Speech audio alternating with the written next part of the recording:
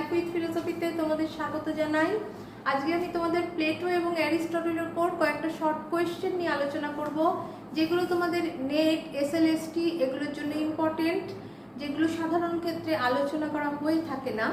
আর আমার চ্যানেলটা দেখলেই তোমরা তোমাদের কনসেপশন ক্লিয়ার করতে পারবে, এবং কনসেপশন ক্লিয়ার যদি হয় তবেই কিন্তু তোমরা এমসিকিউ কোয়েশ্চেন তোমরা করতে পারবে।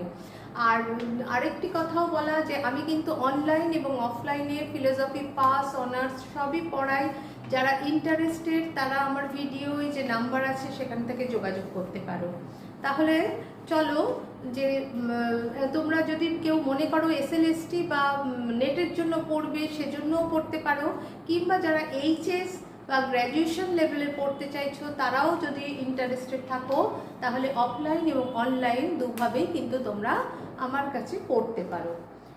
এবার তাহলে আমি যেটা বলি যে কয়েকটা কোশ্চেন বললাম আলোচনা করব। প্রথম কোশ্চেনটা হচ্ছে, যেটাকে প্লেটো সামান্য বলেছেন অ্যারিস্টটল তাকে কি বলেছেন?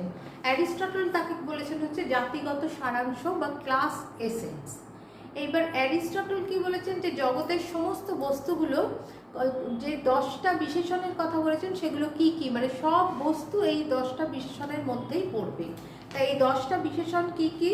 এই 10টা বিশেষণ হলো দ্রব্য, পরিমাণ, গুণ, সম্বন্ধ, কোথায়, কখন, স্থান, অধিকার, ক্রিয়া এবং নিষ্ক্রিয়তা। যে কোনো বস্তু এই 10টার মধ্যেই পড়বে। তারপরে দ্য রিপাবলিক গ্রন্থটা কার লেখা? এটা কিন্তু প্লেটোর লেখা। তারপরে হচ্ছে সর্বোচ্চ সামান্যকে প্লেটো কি বলেছেন? প্লেটো তাকে বলেছেন দ্য আইডিয়া অফ গুড বা মঙ্গল বা অ্যাবসলিউট বিউটি।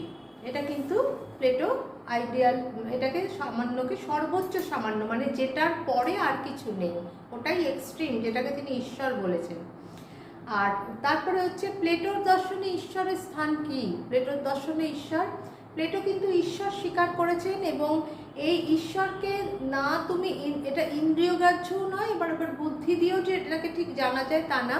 তিনি বলেছেন যেটা মঙ্গল সামান্য আমি বললাম, এই মঙ্গল সামান্য এবং ঈশ্বর দুজনেই হচ্ছে এক। তাকে মঙ্গল সামান্যকে জানা হলেই, মানে গুড এই জিনিসটা জানা হলেই আমাদের কিন্তু ঈশ্বরকে জানা হয়।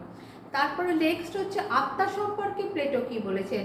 প্লেটোর মতে কিন্তু আত্মা কিন্তু মানে সামান্যের মতোই কিন্তু আত্মা চিরস্থায়ী, মানে দেহের বিনাশ হলেও কিন্তু আত্মার বিনাশ হয় না। কারণ আমরা অনেক কিছু যেগুলো আমরা মনে করতে পারি, যদি আত্মার বিনাশ হয় তাহলে আমরা সেগুলো মনে করতে পারবো না।